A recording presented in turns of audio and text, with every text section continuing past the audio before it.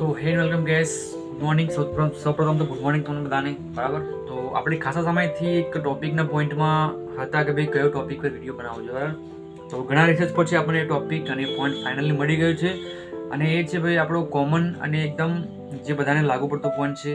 એ છે ભાઈ આપણી જે નવી યુટ્યુબ ચેનલ ક્રિએટ કરી હોય એની પર વ્યૂઝ ના આવવા. બરાબર, તો દેખી વસ્તુ છે કે ભાઈ નવો યુટ્યુબર્સ જે લોકોએ ચેનલ પોતાની ઓપન કરી હોય, જે લોકોએ ચાલુ કરી હોય, એ લોકોના ચેનલ પર આપણે શું કહેવાય વિડીયો અપલોડ કરી ત્યારે તેમાં ખરેખર વ્યૂઝ નથી આવતા. બરાબર, તમે ગમે તેટલું તમે ટાઇટલ ટેગ ડિસ્ક્રિપ્શન લગાવી લો, હેશટેગ લગાવી લો, કોઈ બી X1Z કોઈ બી તેની દવા કરી નાખો યુટ્યુબની, પણ મિત્રો એમાં યુટ્યુબ પર જેના વિડીયોઝ પર જે છે લોંગ વિડીયોઝ પર વ્યૂઝ નથી આવતા. બરાબર, તો આપણે મેઇન કારણ આપણે એ જ છે અને આપણે એની પર જ ચર્ચા કરવાની છે કે ભાઈ વ્યૂઝ ના આવવાનું મુખ્ય કારણ શું એમ. બરાબર, તો દેખીતી રીતે વાત કરીએ તો ભાઈ અન્ય સોશિયલ મીડિયા એટલે કે ઇન્સ્ટાગ્રામ થઈ ગયું, ફેસબુક થઈ ગયું, કે પછી કોઈ તમે બરાબર બીજી કોઈ અન્ય સોશિયલ મીડિયા સાઇટ્સ જેની પર મિત્રો વ્યૂઝ ઘણા બધા આવતા હોય છે. બરાબર, અને એની પર ગ્રોથ મિત્રો બહુ ઓછો હોય છે, કારણ કે વ્યૂઝ તો ઘણા બધા વિડીયો બધા કોઈ વિડીયો નાખી દો, બરાબર, એની પર વ્યૂઝ તો આવવાના જ છે. પણ આપણે ફાઇનલી વાત કરીએ છીએ યુટ્યુબની. જી હા મિત્રો, તો યુટ્યુબ પર વ્યૂઝ ના આવવાનું મુખ્ય કારણ શું?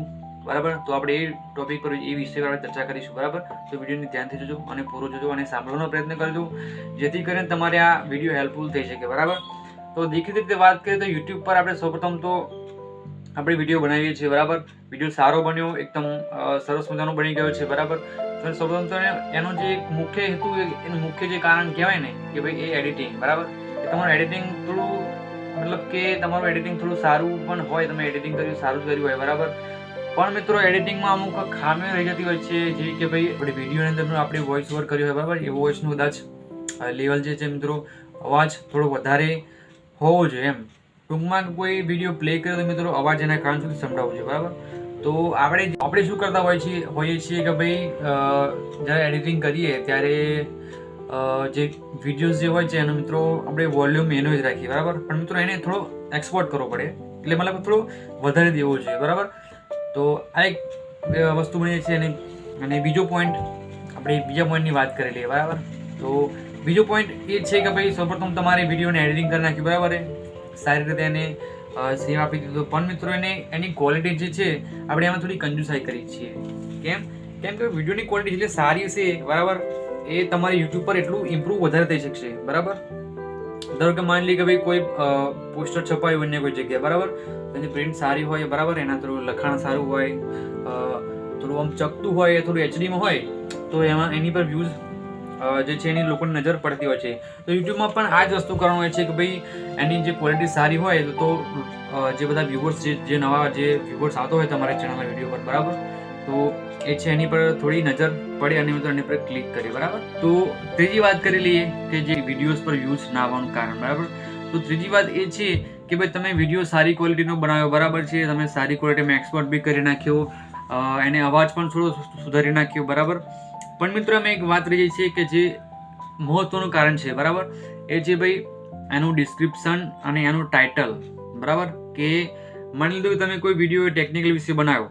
બરાબર, તો એનું તમે ટાઇટલ લગાવ્યું છે ભાઈ કોમેડીનું, બરાબર છે, એન્ટરટેનમેન્ટનું, કે પછી અન્ય કોઈ અન્ય કારણ, એટલે મતલબ કે અન્યનું નામ લખી દીધું. બરાબર, કે ભાઈ તમારું હોય કેટેગરી મ્યુઝિક, તમારી ટેકનિકલની, પછી તમે બનાવો એન્ટરટેનના વિડીયો. બરાબર, તો આ એનું જે છે ટાઇટલ મહત્વનો ભાગ ભજવે છે.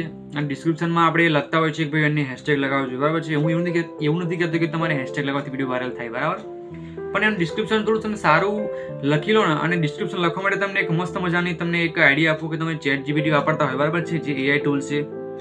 બરાબર, તો એનો ઉપયોગ કરીને પણ તમે સારો વિડીયોની ક્વોલિટી ઇમ્પ્રૂવ કરી શકો છો. બરાબર, તમે ડિસ્ક્રિપ્શન સુધારી શકો છો. બરાબર, તો આગળ બીજી વાત કરી લઈએ, એ છે એનું મેઇન અને એનું જો માળખું કહેવાય ને આપણે તો એ છે ભાઈ એનું થંબનેલ. બરાબર, કે આપણે માની લીધું કે ભાઈ કોઈ વિડીયોઝ તમે એડિટિંગ સારું કર્યું, બધું જ એનું પરફેક્ટ કર્યું, પણ એનું થંબનેલ જો મિત્રો સારું નહીં હોય ને, મતલબ કે એનો ફોટો દેખાવ કે વિડીયો વ્યૂઝ જે લોકો નવા વ્યુઅર્સ હોય એમની સુધી પહોંચાડે યુટ્યુબ. બરાબર, તો એ વિડીયો પહોંચાડે એટલે એને જોતાની સાથે જ એને ક્લિક કરી દેતા હોય છે. બરાબર, તો એ છે કે ભાઈ તમારે જોતાની સાથે ક્લિક કરી દે તમારે એવું વિડીયોની એડિટિંગ કરવા માટે એને સરસ મજાનું થંબનેલ બનાવવું પડે, બરાબર, અને એટ્રેક્ટિવ બનાવવું પડે. એના માટે તમારે ટેક્સ્ટ અંદર એડ કરવા પડે કે ભાઈ.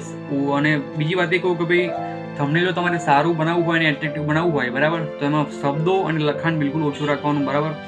જેવું તમે ધ્રુવ રાઠીના વિડીયોમાં જોતા હશો, બરાબર, કે યુટ્યુબર મુખ્ય ફેમસ જે છે આપણે જે એ છે ધ્રુવ રાઠીના વિડીયો, કદાચ તમે જોયા હોય તો, બરાબર.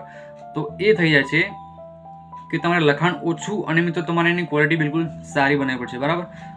તો આ એક મહત્વનું કારણ જે બની જાય છે વ્યૂઝ ના આવવાનું. તો આગળ ફાઇનલ અને લાસ્ટ વાત કરી લઈએ કે જે છે ખૂબ અગત્યનો ભાગ ભજવે છે અને યુટ્યુબ પર એને જે છે ફેમસ થવા માટે મિત્રો, જે વાયરલ થવા માટે જે એનું જે મુખ્ય કારણ હોય, બરાબર, તો એને એ મેઇન ગણાવી શકાય, બરાબર. તો એ કારણ છે કે તમારો અપલોડ કરવાનો ટાઈમ, બરાબર. તો ઘણા લોકો શું કરતા હોય છે કે તે ગમે ત્યારે વિડીયો એડિટિંગ કરી નાખે, બરાબર, એડિટિંગ કરીને મૂકી રાખ્યો, એમને ટાઈમ મળ્યો તો 2 વાગે 3 વાગે 4 વાગે 5 વાગે 6 વાગે મિત્રો એમના સમય પ્રમાણે મિત્રો જે છે અપલોડ કરતા હોય છે, બરાબર. તો આપણે એવું નથી કરવાનું, કારણ કે આપણે કોઈ ફિક્સ ટાઈમ રાખવો જોઈએ કે જે સમયની અંદર તમારા જે છે સબસ્ક્રાઈબર જે છે મિત્રો એક્ટિવ હોય, બરાબર. એવું નથી કે તમારી ચેનલ સબસ્ક્રાઈબરો વધારે હોય, બરાબર. 0 સબસ્ક્રાઈબર વાળા ચેનલ પણ એ લોકો પણ આ સમયનો ઉપયોગ કરીને મિત્રો સારા એવા વ્યૂઝ લાવી શકે છે અને એમનો ચેનલનો ગ્રોથ કરી શકે છે, બરાબર. તો અપલોડ કરવાનો સમય મિત્રો તમને આપી દો કે 7:30 થી 8 ની વચ્ચે સવારમાં, યા તો રાતે 7:30 થી 8 ની વચ્ચે સવારમાં, બરાબર. તો આ જે છે મુખ્ય જે વ્યૂઝ ના આવવાના કારણો જે છે મેં તમને કહ્યા, બરાબર છે, જે મેં ખુદ યુઝ કર્યા છે મિત્રો, જે મને જાણવા મળ્યું છે, બરાબર. તો મેં તમારી સાથે વાતો શેર કરી. તો ફટાફટથી કમેન્ટ કરી દેજો, વિડીયો સારો લાગ્યો હોય તો લાઈક કરી દેજો, અને ભાઈ ચેનલ પર નવો હોય તો એને સબસ્ક્રાઈબ કરવાનો પ્રયત્ન કરજો, બરાબર, જેથી કરીને નવા ટેકનિકલ વિડીયો તમારી વિશે પહોંચાડી શકો, બરાબર. તો વિડીયો લાંબો થઈ ગયો છે મિત્રો, તમારો સમય નથી બગાડો, બરાબર. તો ફરીથી મળીશું નવા વિડીયો સાથે, ફરીથી જ આવતા રહેશે આપણે, હવે તો રોજ વિડીયો આવતા રહેશે, બરાબર. તો નવા ટોપિક સાથે મળીશું, ત્યાં સુધી બધાને જય હિન્દ.